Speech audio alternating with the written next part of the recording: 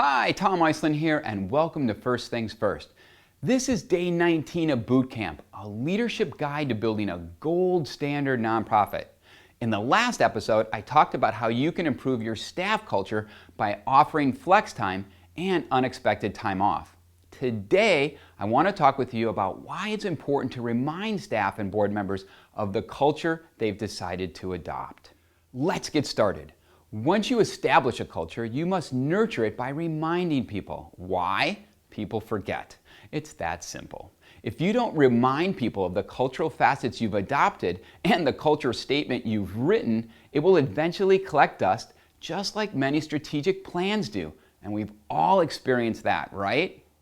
You must keep your culture front and center in the minds of board staff and volunteers.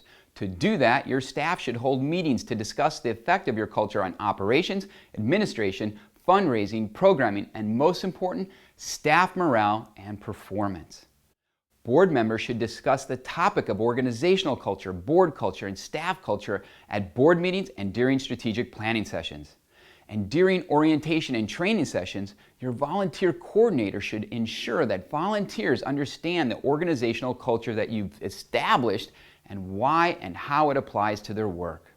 It seems trivial, but I find that staff and board members appreciate cultural reminders. When running Sun Valley Adaptive Sports, I would occasionally send emails to staff with one of our cultural facets written in it, along with a blurb about what it meant to a particular project we were working on. At other times, I would facilitate board culture discussions at board meetings to remind board members to work with staff on a volunteer project or to host a social activity to deepen personal relationships. You'll find that the more you talk with staff, board members, and volunteers about the values, benefits, and cultural facets your nonprofit espouses, the more likely they are to adopt and uphold them. Perhaps the best culture reminder is the manifestation of your culture in the lives and actions of your leaders. If a cultural facet of your culture is openness, and your supervisors are willing to share their personal stories, work challenges, and professional aspirations, you can expect your staff to follow suit. If your board has a culture where board members are required to support the fundraising efforts of your organization, they will be more likely to fulfill their obligations if they know the board chair is fulfilling her obligations by making connections to major donors, speaking at social events, and volunteering at your annual gala. In the end, sustaining a culture and all of its facets isn't a top-down or bottom-up thing, it's circular.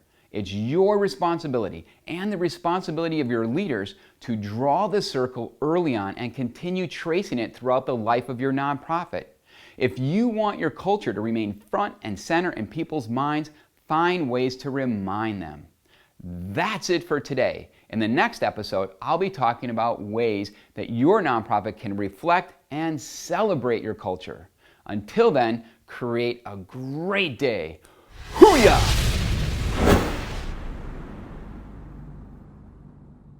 Thanks for tuning in, and we'll see you next time. And remember, do what's right for your nonprofit, not what's convenient or easy.